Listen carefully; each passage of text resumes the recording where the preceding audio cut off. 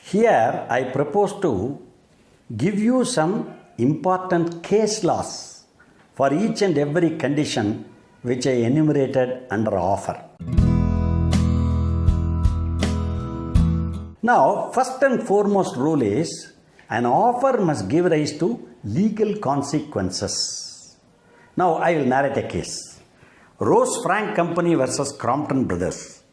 In this case, Rose Frank Company entered into a contract with Crompton Brothers, enumerating lot of classes.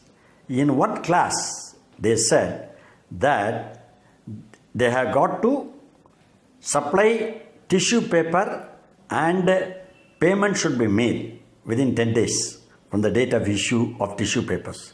Now, these are the classes and terms under which the transaction was finalized. It is a contract for sale and supply of tissue papers and payment of money.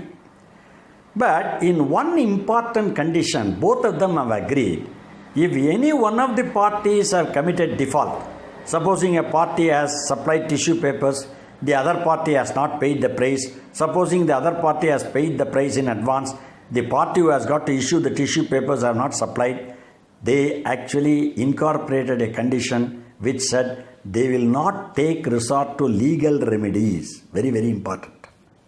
So, we know a contract enforceable by law, every contract, agreement enforceable by law is equal to contract. Now, here is an agreement that has been entered into between Rose Frank and Crompton Brothers that if any one of the parties commit a default, they will not take resort to legal remedies. Now, what happened when the transaction started being conducted between the parties? Now, one party miserably failed to supply the tissue papers. Naturally, the other party went to the court. Now, the court was baffled. It was astounded when it saw that the parties have entered into a contract mutually reposing confidence on each other that they will not resort to legal remedy. When it has said like that in the agreement, how can you find how can the court can enforce the contract? Both the parties have agreed. If any one of the parties commit default, none of the parties will approach the court for enforcement of the agreement. If that is so, how can this agreement be enforced? So, the court held that the contract is invalid. Any agreement that is enforceable alone is considered to be a contract, is said to be a contract. Here is an agreement that has been entered into between the parties that none of them will take resort to legal remedies and they will not enforce any contract through a court of law. When that is there, how can you call it as an agreement? Not enforceable. How can it become a contract? So, they said it is invalid. But the House of Lords finally on appeal said it is an agreement, but it is what is known as gentleman's agreement. What is gentleman's agreement? A gentleman's agreement is an agreement where parties have clearly intended that none of them will take resort to legal remedies. They would like to settle the matter amicably between themselves by bargaining. That is why even in labor law, they speak about collective bargaining and the importance of it. So, any offer must give rise to legal consequences. That is the first condition. The second condition is an offer must be capable of creating legal relation. Balfour versus Balfour. That is a leading case. Balfour was employed in England. He was transferred to Ceylon. He has to go to Ceylon to eke out his livelihood after some time later. Now, at that stage, since Balfour was a married fellow, he entered into an agreement with his wife that so long as he is employed in Ceylon, he will send 30 pounds every week for maintenance of his wife. But what happened? As usually it is said humorously, promises made in storm are forgotten during calm. This fellow got employment in Ceylon. Totally he forgot about his wife. The wife was waiting for an opportunity. It so happened that this fellow returned to England and immediately the wife filed a suit. Then the question arose whether this agreement is enforceable. The court said this is a social relation, social obligation. So probably it is a marital obligation, under marital law it is enforceable, because alimony, that is maintenance, has got to be paid if they are separated. Now, so long as they are continuing as husband and wife, there is no question of enforcement of contract against each other. Humorously, let us say the husband has promised his wife to get Deepavali. For Deepavali, he has promised to get sari. And supposing the husband has failed to get sari, and the wife in turn has promised that she would like to prepare badam halwa for husband, and it so happened that the wife never fulfilled her obligation. Can the husband file a suit against the wife, or the wife can file a suit for not supplying Deepavali sari? These are all marital relation, social relation. It is not enforceable. But in another case, Williams versus Williams, it so happened that husband and wife got divorced. So the husband entered into an agreement with his wife. So long as you never get yourself married with any other person, when you have got to live alone, I will give you some amount by way of maintenance. And when the husband never paid that maintenance charges, the wife actually filed a suit. It was enforceable, because they are no longer standing, they no longer are related as husband and wife. They have ceased to be husband and wife. Therefore, there is legal obligation. So, the second important condition is offer must give rise to legal obligations. The third condition is offer must be certain or capable of being made certain. See, when offer is not certain, you cannot enforce it. Certainty must be there.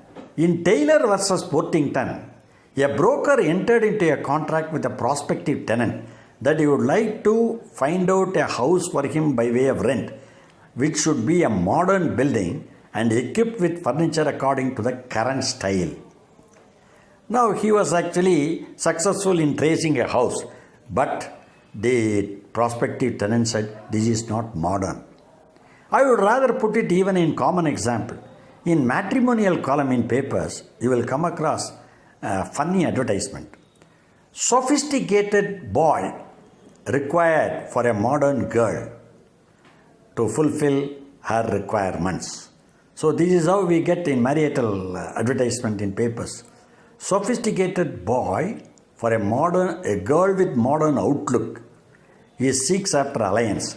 Now you know who is a modern boy, who is a sophisticated boy, who is a modern girl. Are you definite about it? The offer is not definite. Therefore, offer cannot be enforced. It must be quite definite. Taylor versus Portington, that is another important case. Then, an offer must be distinguished from invitation or quotation. Mere quotation is not an offer. You have got Harvey versus Fassi is a leading case. Harvey wrote a letter. In fact, he sent a telegram as per the facts of the case, asking Fassi, I would like to purchase an estate known as Bumper Hall Pen from you. Please sell the estate at the lowest cash price which you can offer to sell.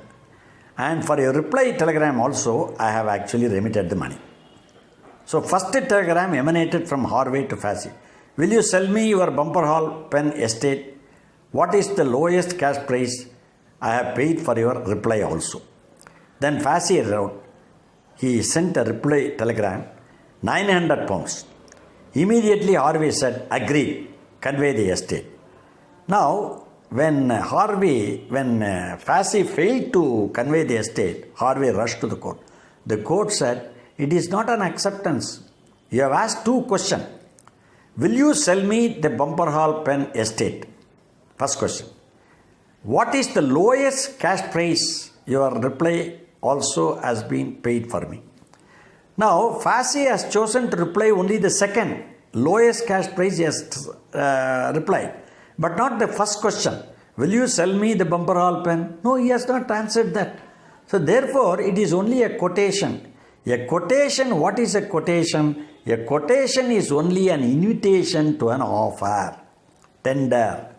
Tender is nothing but invitation for a quotation. So, an invitation to a quotation is not an offer. That is it. Then what about auction? What is auction? is an invitation to an offer. Auction is a sale to the highest bidder. So here, what is auction? Is a sale by competition to the highest bidder by the auctioneer. Why auctioneer wanted to sell this in auction? Because he will get maximum price for it. 3 questions are posed in auction cases. Is it left open to the auctioneer to refuse to knock down the goods in favor of the highest bidder? Warlow versus Harrison. The second one is it left open to the bidder to withdraw the bid before the fall of the hammer? Third question. Is it left open to the auctioneer to refuse to sell the goods to the bidder just minutes before conducting the sale by way of auction? These are the 3 questions that are posed. These are famous cases. There is Warlow versus Harrison, Payne versus Cave, and Harris versus Nickerson. These are the 3 cases. Now in Warlow versus Harrison, Janet Mare was the horse that was sold. Then what happened? The auctioneer started bidding 20 guineas. The bidder stated 30 guineas. Now another fellow started bidding 40 guineas. Then the auctioneer understood the fellow who has been going on increasing the bid, the bidder, the genuine bidder understood the person who has been going on escalating the bid was no other than the relative of the auctioneer for the purpose of benefiting the auctioneer at a higher price. He has been going on bidding it for a higher price. So then the question arose whether this is valid. The court said it is valid. See, rightly or wrongly, a person who is related to the auctioneer is going on bidding. That is why auction has got 2 types of auctions. Auction with reserve and without reserve. With reserve means the auctioneer does not want to sell it below the cost price. Without reserve means whatever be the price that has been bid, the auctioneer is prepared to sell. So this is the 2 types of auctions. Auction with, in Murray, Furniture Smart, you will find that they give a list, the price of the various articles, the cot, the shelf, the almirah, table, sofa set and all that. The price is fixed, they are fixed. Below, that means they would not like to sell it before that listed price. So that is what is important. Then the next important thing is Payne versus Cave. That is a case where the auctioneer was selling a cattle tub, the tub that is used for feeding the cattle. Now what happened? 10 pounds, that was the first. 11 pounds the other fellow. And before the auctioneer could actually strike the hammer on the table, the bidder withdrew the bid. Auctioneer, don't strike the hammer on the table. I am withdrawing the bid. That is what the bidder said. Then the auctioneer filed a suit against the bidder. You see, on account of this fellow, the earlier bid also I lost my chance of selling it because he has withdrawn the bid and all that. Now the court said, every bid is only a prospective offer until the hammer actually falls on the table. Until the auctioneer strikes on the table, the offer has not become concluded. Every bidder bids only an offer, a prospective offer. Until then it is accepted by striking the table with a hammer, the contract is not concluded. Payne versus K, therefore the bidder succeeded in this case. The next important thing is Harris versus Nickerson. For example, in this case, supposing the government of Karnataka wants to sell the old buses. They are keeping the old buses, they are calling people from several places to come and bid the old buses by way of auction. So many people come from Rajasthan, Bombay, Calcutta and Madhya Pradesh and so many Delhi and all those places. When they come to bid for purchasing these old buses, is it left open to the Karnataka government without announcing any of these people? One by one, they say that they are removing the buses from the auction spot. They do not want to sell these auction buses and they want to sell it for institutions where they would like to purchase it. Is it left open to the Karnataka government, namely the auctioneer, to refuse to sell the goods before, just minute before the auction? It was, in that case it was held, yes, the auctioneer has got every right. His option is, he has got his option either to sell it or not. I have advertised for sale of my goods, and at the final moment I conclude that I do not propose to sell it. It is left open to me. I am the owner of the goods. Just in rem. That is just in rem. I got a right in rem. That I got every right against the whole world to enjoy my own property, either to sell it or not to sell. It is my decision. So, this is a case where the question came up before the court. Is it left open to the auctioneer to refuse to knock down the goods in favor of the bidder? Now the court said, no doubt he has got a right, but under the MRTP Act, under the Modern Act, though it was previously decided in favor of the auctioneer, now the same case, if it comes before the court, it will amount to unfair trade practice.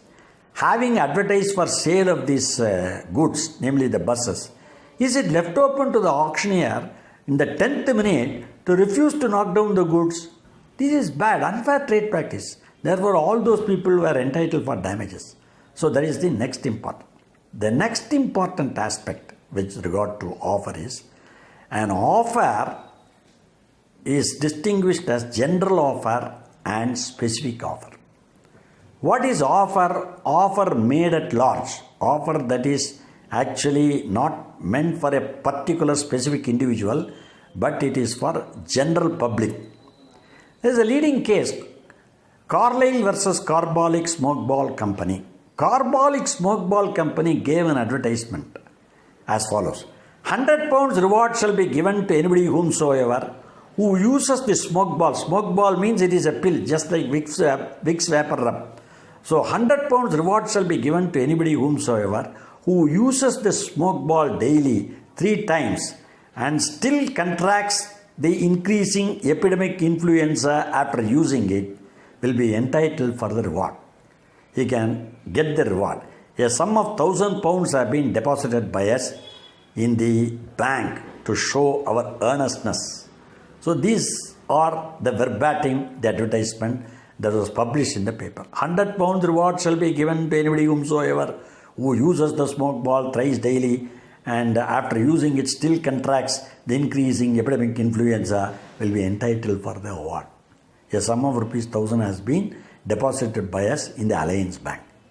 Mrs. Carlyle purchased it. She started using it. In spite of using it thrice daily for 2 weeks, she contracted increasing epidemic influenza. She filed a suit in a court.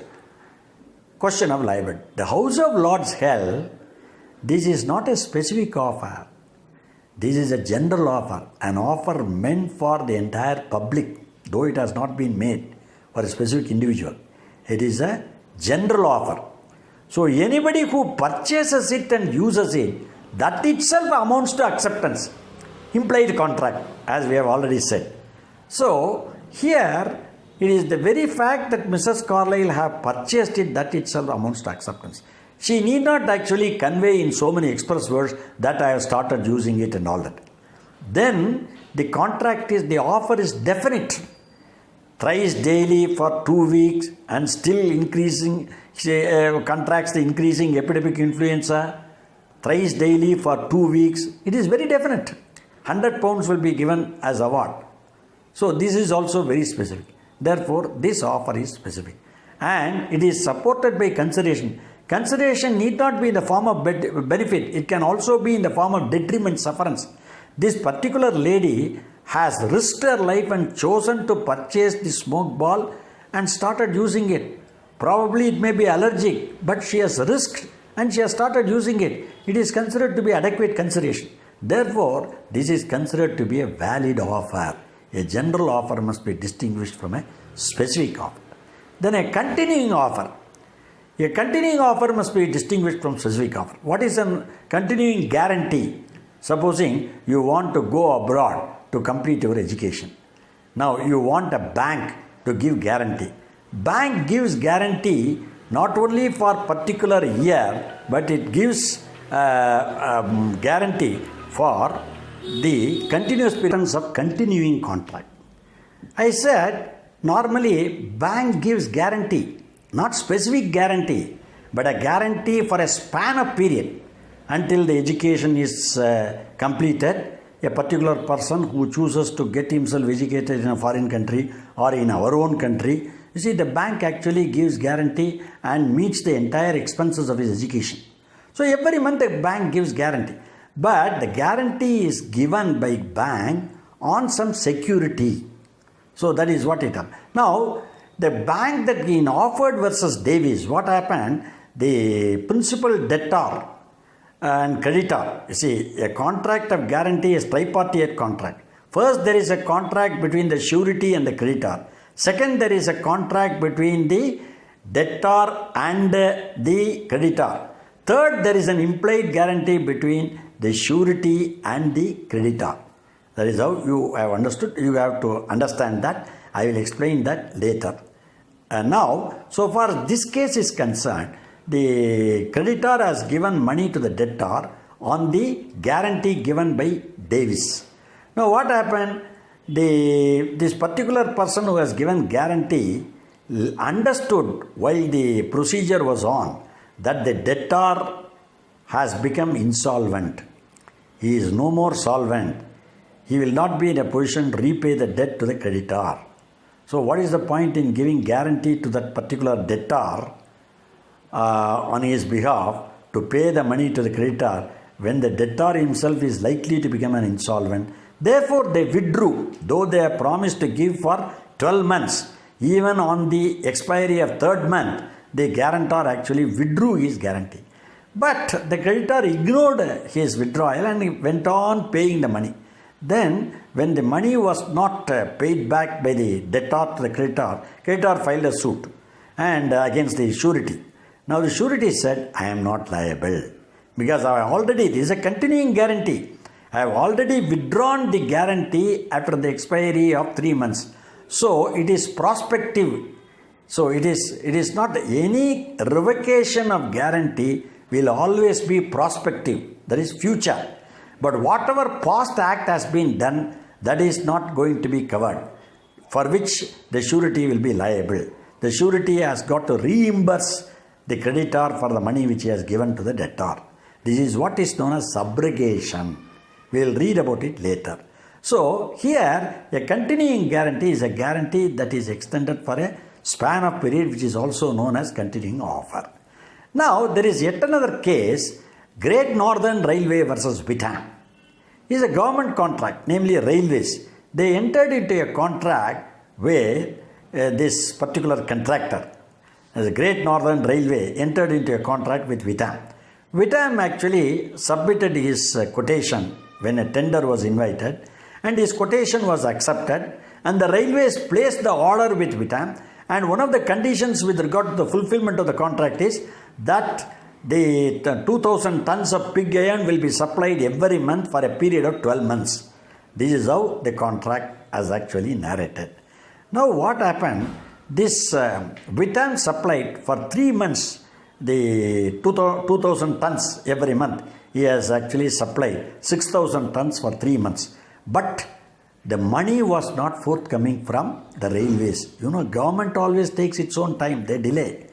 Now then the fourth installment, this Vitam refused to supply since the prior installment money has not been paid. Then the railways went to the court and filed a suit. They said, irrespective of the fact whether the bill is cleared or not, it is the duty of Vitam, namely the supplier of this pig iron, to supply. The court also said like this, yes, correct. What? The railway department. Have you incorporated a condition in the agreement? Unless the bills are cleared, future supply will not be affected. Mr. Vitam, you answer that. Vitam could not answer. Therefore, we always say it is one-sided contract or unilateral contract, as we have already said. So, this you must understand, there is a lot of difference between continuing contract and specific contract. Next, specific offer, So, continuing offer and specific offer. The next important thing is, offer must be communicated. Lallman versus Gowrie. Communication of offer is very important. Whatever is emanating as an idea in your mind, unless you convey it to me, how can I know? Unless I know telepathy, what is actually occurring in your mind. So, you must convey. Communication of an idea is considered to be the main importance with regard to offer. So, offer must be communicated. Here is a leading case, Lalman versus Gauridan. An uncle was searching for his missing nephew. He announced by way of advertisement that he would like to reward anybody who traces his missing nephew. So whoever traces, then he immediately called his servant. Look here, Ramu, you go and search for my nephew. You find out whether he is available anywhere in the park or in the school or anywhere. Then the servant was fortunate enough to trace the nephew. And he fetched the nephew and handed over the nephew to the uncle. And thereupon he demanded for the reward. Then the uncle said, I won't give you the reward. You are after all my servant. A servant has got to obey the reasonable commands of the master. No, this communication is not meant for you. It is meant for others. When the matter went up to the court decided in favor of uncle. No doubt out of gratis, uncle could have paid something to the servant. But the court said that it is a pre-existing legal obligation. See, consideration must be distinguished from pre-existing legal. A policeman's job is to find out the thief. Do you mean to say that policeman has got to be given any extra award for having found one? That out of your own discretion you can give. That is immaterial. But you see, that you need not pay. They are under the statutory responsibility to trace the criminal, to trace the thief and hand over the jewels to you. So, an offer must be communicated. Communication. Then, the terms and conditions of offer must be brought to the knowledge of the offeree. So far as the terms and conditions are concerned, it must be specifically brought to the knowledge of the acceptor. Unless you bring it to the knowledge of the acceptor, how can the acceptor know the terms and conditions of offer? Henderson versus Stevenson, a funny case. There was a passenger ship. In that ship, an old lady happened to travel as a passenger. Now, the conditions were contained overleaf the printed ticket. One of the conditions was to the effect that if any one of the luggages are missing or thrown overboard due to pitching and rolling, that is a technical term in Sea Carriage Act. Pitching, a ship will always pitch, that is, it will go downward and upward, that is on lengthwise, and breadthwise it will actually topple this side and that side. So due to waves, heavy waves, sometimes luggages will be thrown overboard. So it so happened, unfortunately, in the case of this lady, her luggage, one of her luggages was thrown overboard and she lost the luggage. Thereupon she filed a suit. Then the condition, the company was relying on the condition. They said, if any one of the luggages of the passenger happened to be lost on account of pitching and rolling, the shipping company will not be liable. That is what it said. So, when the matter went up to the court said that the lady has got to lose the luggage, she cannot file a suit for damages. Then the question came up whether the lady is aware of that condition that was printed overleaf the ticket. Then the lady was asked the question, do you understand the terms and conditions on the back of this ticket? Then that lady was nearly about 60 years old. She said, I am not able to understand. I thought it is only a family planning advertisement on the back of the ticket. So many advertisements are given. I thought like that. My attention has not been drawn. That is why we always say in the paper also, please turn over. We draw the attention of passengers even in the railway station also. So please note this. Your kind attention is invited. That is what I should have mentioned it. That particular passenger ticket never contained the word PTO, please turn over. As a consequence of which, the company heavily lost. That is that. Then the next important thing is Parker versus Southeastern Railway. You would have heard about the passengers actually keeping their luggages inside a particular room. That is what is known as lock room. So they used to lodge the luggages when they got train in the evening only, when they have arrived at the morning. So they will actually keep those luggages in the cloak room. They call it as cloak room. So it so happened that one of the conditions that were incorporated in the ticket that was given, in the bill that was given, was to that effect that if any valuable jewels are kept in the box, the railways will not be responsible. If any valuable luggages exceeding 5,000 rupees are kept in the box, if it is lost, the railways will not be responsible. In spite of the fact that the passenger locked it, he lost his jewel worth about 10,000 rupees. Then he filed a suit against the railways. Are they liable? Then the court said the railways are not liable because they have specifically brought the attention of the passenger to note this condition. So they are they got to comply with the condition. So here is a case which was decided in favor of the railways that you should actually notice everything and then only you should keep all the luggages inside the cloakroom. So that is what they said. But there is yet another interesting case, Lily White versus Muthuswamy. Here is a case where a South Indian lady gave Kanjivaram saree for ironing and for washing and ironing. In the bill that was given by the laundry keeper, there was a condition printed overleaf the bill to that effect. If the saree is lost due to heavy rain and flood, the laundry keeper will give 12 times the ironing charges, the washing charges towards compensation. Now, the charges that were actually billed from that lady was 50 rupees.